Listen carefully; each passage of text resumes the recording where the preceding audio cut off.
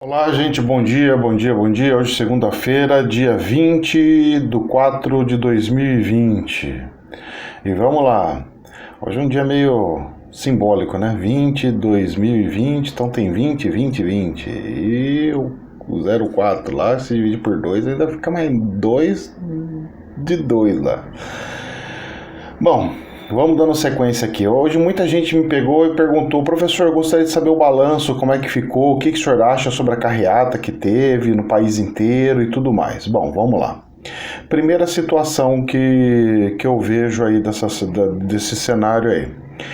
Se essas carreatas, se todas essas situações que estão acontecendo não tivesse nenhum envolvimento da família Bolsonaro, ou seja, se eles ficassem em casa, fechadinhos, o próprio presidente da República ficasse em casa, tranquilinho, aí poderia-se utilizar esse fato como sendo um fato da população pedindo XYZ. Abre as portas, faz não sei o que, papapá. Como eles se envolveram e eles apareceram, inclusive, ainda falando e fazendo discurso, isso daí se remete automaticamente em uma, abre aspas, fecha aspas, campanha política. Ou seja, quando isso acontece, os militares ficam inviabilizados de colocar isso em uma prancha e falar assim, olha, a população realmente está pedindo coisa. Não, a população está sendo chamada por causa de uma campanha política, então uma força política está fazendo tal coisa. Então eles vão ter que enxergar isso como se fosse a mesma coisa que o Partido dos Trabalhadores saírem fazendo algum protesto porque diminuiu o salário das pessoas, diminuiu a aposentadoria, está fazendo alguma requisição sobre o sentido, greve da Replan, sei lá, alguma coisa nesse sentido.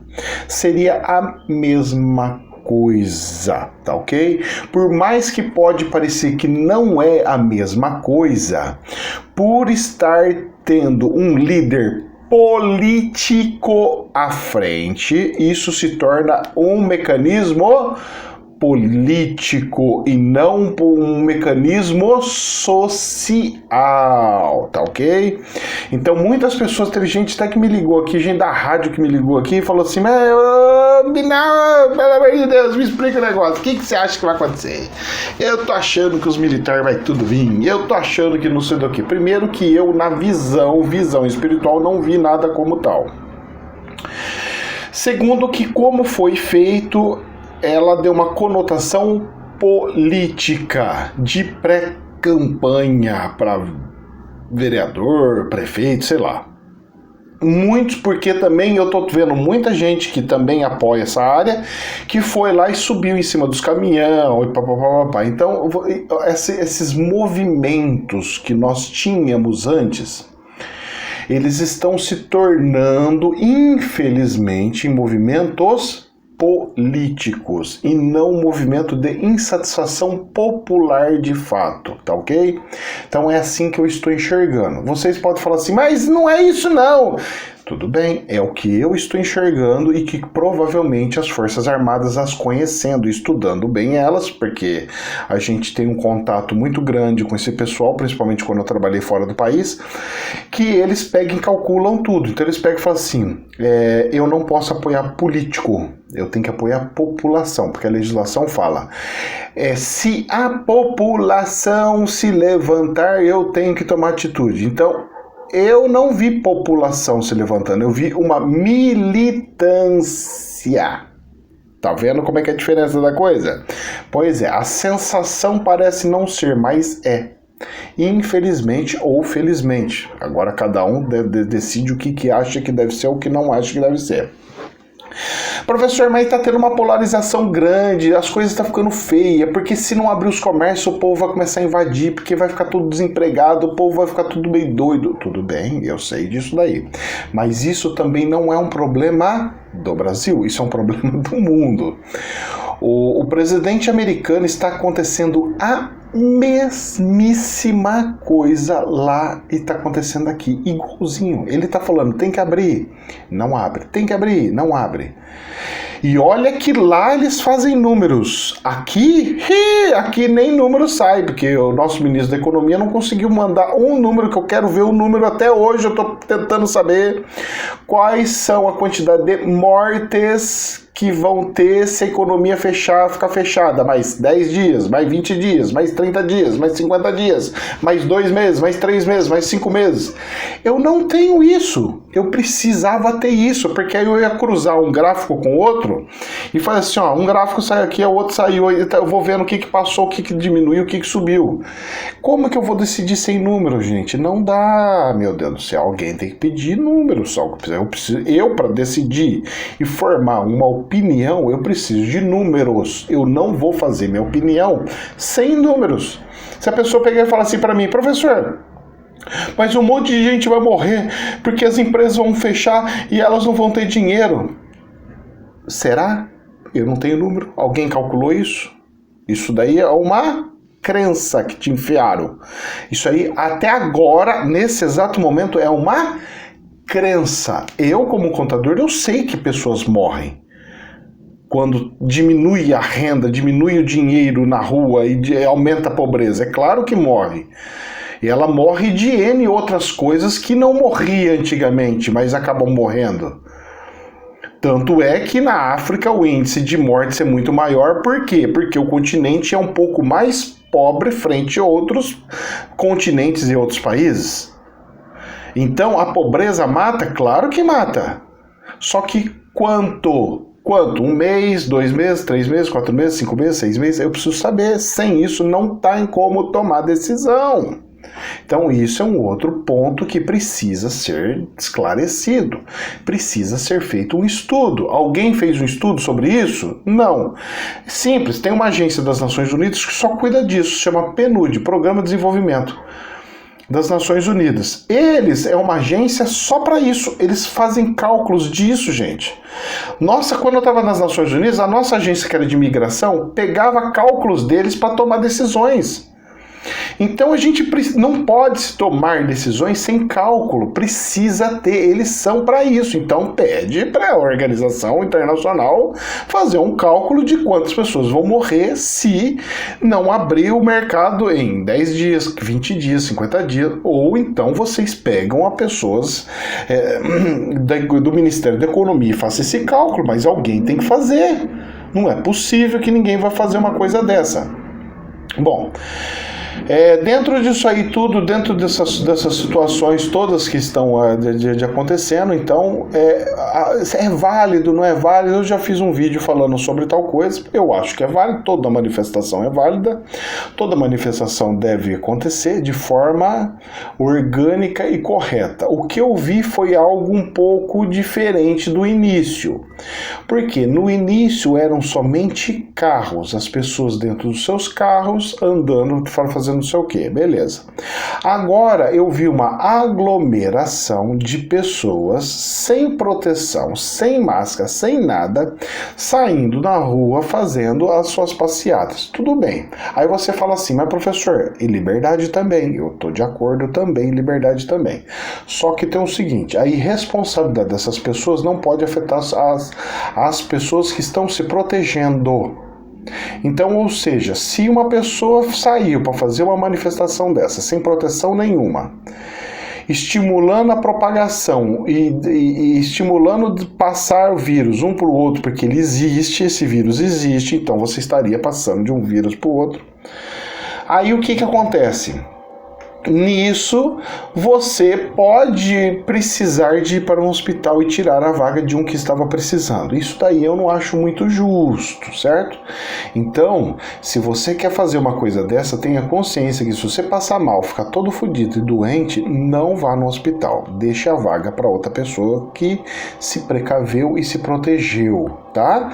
Porque a irresponsabilidade sua não pode afetar a responsabilidade do seu irmão. Tá? Então isso aí tem que ficar muito claro também para as pessoas, tá ok? Então vamos lá. Cara, faz a manifestação, mas usa pelo menos uma máscara, Jesus. Não fica tão pertinho um do outro. Eu vi a manifestação, pelo menos aqui na minha cidade, o pessoal ficou tudo aglomerado. E aí na frente do quartel lá ainda, passando os negócios pros coitados soldados lá, que vai infectar todo mundo e vai dar um monte de baixa lá. E vai ter soldado tudo separado, sem poder trabalhar. Bom, dentro disso tudo, vamos lá. Situações que também estão perguntando muito, que tem relação com isso daí. Professor, economia, se está acontecendo nos Estados Unidos, se está acontecendo no Brasil, se está acontecendo, será que é alguma coisa orquestrada do, sei lá, não sei o que, do tal dos Soros, que falaram dos Soros, que pode estar fazendo uma movimentação financeira para pegar tudo e abraçar tudo e dar um karatê na economia, pegar o mercado e tudo mais? Vamos lá, vou explicar uma coisa para vocês.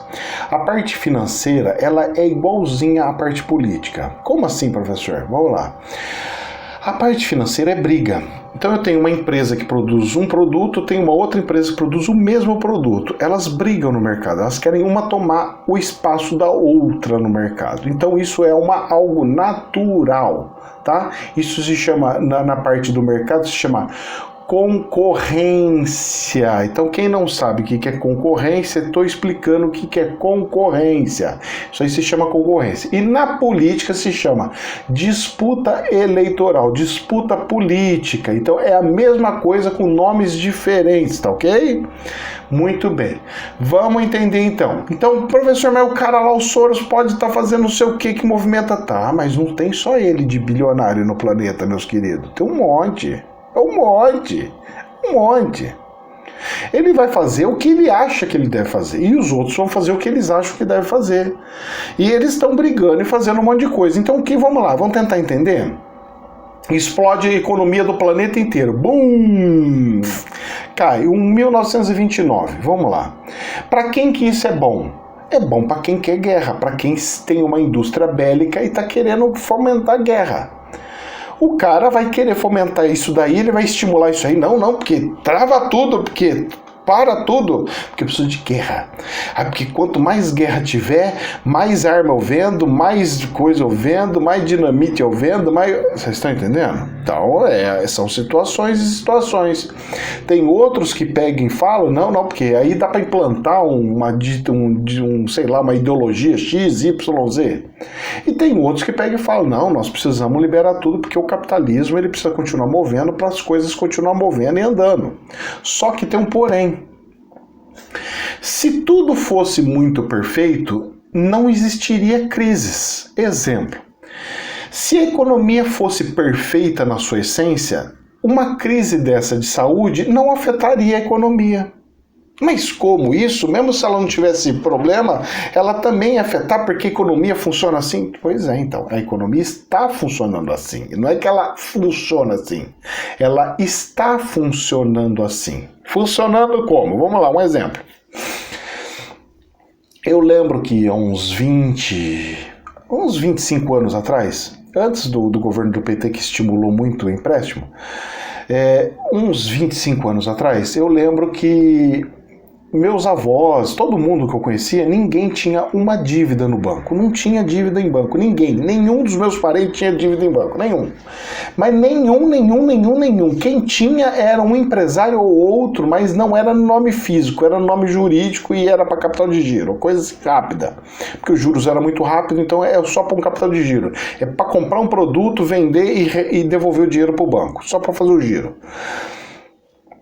Pois bem, então, essas pessoas, todo mundo que eu conhecia, até minha avó, que era pobrezinha, tinha um cômodo, tinha 12 filhos, ela tinha uma poupancinha. Ela tinha um dinheirinho guardadinho embaixo do colchão. Até a minha avó, que era paupérrima, tinha um dinheirinho guardado embaixo do colchão. Ela guardava R$1 por dia. Ela fala assim, R$1 por dia dá R$350 no ano. Aí é esse dinheirinho que eu vou dar entradinha para comprar uma geladeira nova, comprar não sei o que novo que precisa, fazer alguma coisinha extra que precisa. Eu de reservinha por um momento de urgência, porque o meu avô podia ficar doente E se ele ficasse doente, como que ia pagar as contas e como é que faz? Se ele era autônomo, cortador de cabelo, barbeiro, como é que ele ia fazer? Então, antigamente, as pessoas tinham essa consciência de poupar mesmo sendo pobrezinhas. Então, chegasse numa crise igual essa, ninguém ia ficar desesperado. Não ia ter aquela coisa assim, ai, vai todo mundo morrer, porque agora não sei o quê. Não, aí o que veio? Vamos lá, faz empréstimo, compra tudo que você tem, troca tudo na sua casa, geladeira, fogão, troca tudo. Aí aquela pessoa, quando compra, a gente tem um prazer maravilhoso, porque é prazeroso, aquilo lá enche o ego da gente. Eu agora sou uma pessoa capaz, eu sou poderoso, eu consigo comprar um monte de coisa.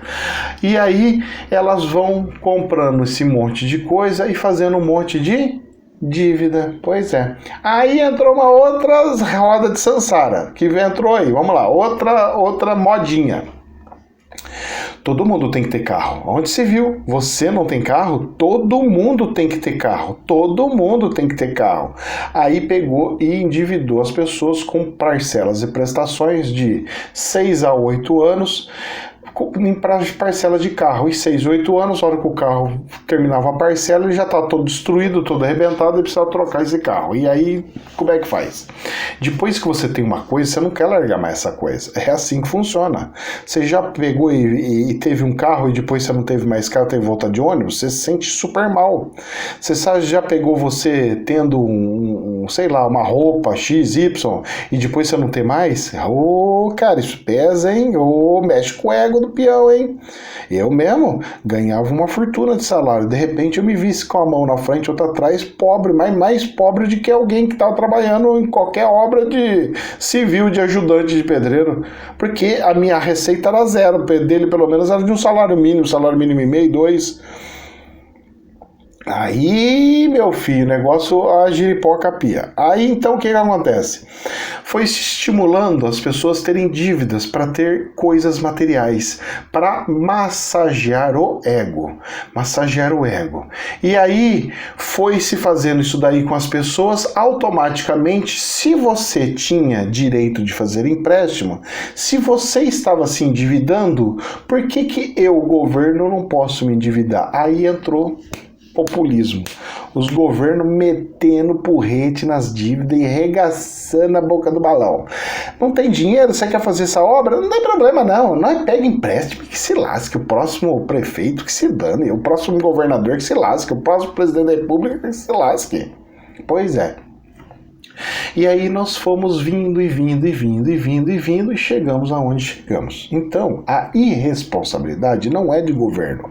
A irresponsabilidade é social. Social envolve pessoas e governo. Certo? Então a gente não pode pegar e olhar só um ponto e falar, por causa disso. Não, isso é uma cultura. Com a cultura que tem, eu ganhei um cartãozinho lá de um banco do Roxinho lá, que eu não vou fazer propaganda dele, que eles não me pagam nada, do Roxinho. Beleza. E esse banco, ele me deu um limite, tá? Você pergunta pra mim, quantas vezes você usou? Eu usei, eu acho que 4 vezes na minha vida, já faz uns 3 anos que eu tenho. Mas por que você não usa? Porque, cara, eu só vou comprar quando eu precisar parcelar alguma coisa, que é muito caro. Então, quando eu comprei o notebook, que eu precisava trocar o notebook para fazer as gravações, eu usei ele.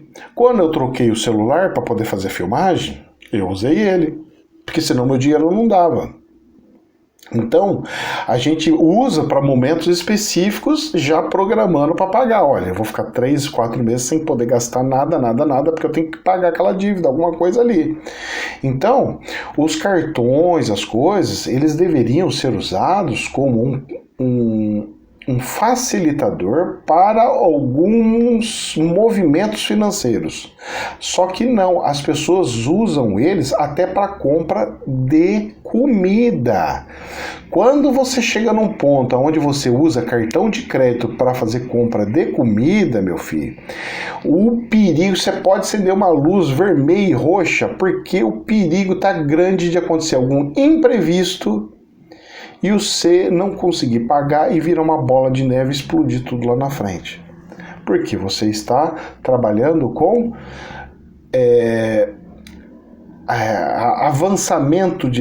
avançando a data que você vai pagar suas coisas. E você tem que antecipar o máximo possível todas as suas contas. Esse é o segredo para poder juntar dinheiro e conseguir fazer as coisas.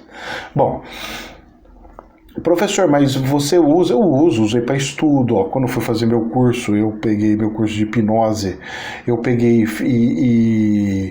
e paguei. Então, porque era caro pra chuchu, curso de hipnose não é barato não, gente. Curso de hipnose custa coisa de 10 mil reais, não é brincadeira não. E aí, vou tirar dinheiro da onde? Então, aí as pessoas não veem as coisas, como é que funciona, que deixa de funcionar. Então a gente vai estudando, vai fazendo um monte de cursos, não é só um curso que eu fiz, tem um monte de coisa. Até para estudar coisas mais ocultas, eu gastei uma fortuna. Para entrar, traz salário mínimo e não sei do que, mais um monte de coisa, minha mensalidade de 250 conto, 300 pila, e aí? Não é brincadeira não, estudar não é barato não, mas faz bem pro nosso espírito. Bom, então é isso daí, gente. O que eu tinha que falar é isso daí, o que eu vejo, o que eu não vejo, das manifestações, dos movimentos. Eu tô vendo um movimento brasileiro, eu tô observando um movimento na minha cidade, um movimento do estado, eu estou vendo um movimento do Brasil, mas também estou vendo um movimento do planeta. Tá? Não está sendo uma coisa só isolada aqui. Eu também não gosto de teoria da conspiração, então fico tentando analisar o que o Soros ia ganhar se explode a economia do planeta. O que o outro empresário ia ganhar se explode a economia do planeta. O que o outro ia ganhar se tem uma guerra. O que o outro ia ganhar se tem não sei o quê. Então eu vou fazendo essas análises, tá? Gente, jamais é verdade absoluta. Que essa semana seja abençoadíssima para nós e para todo mundo. Namastê.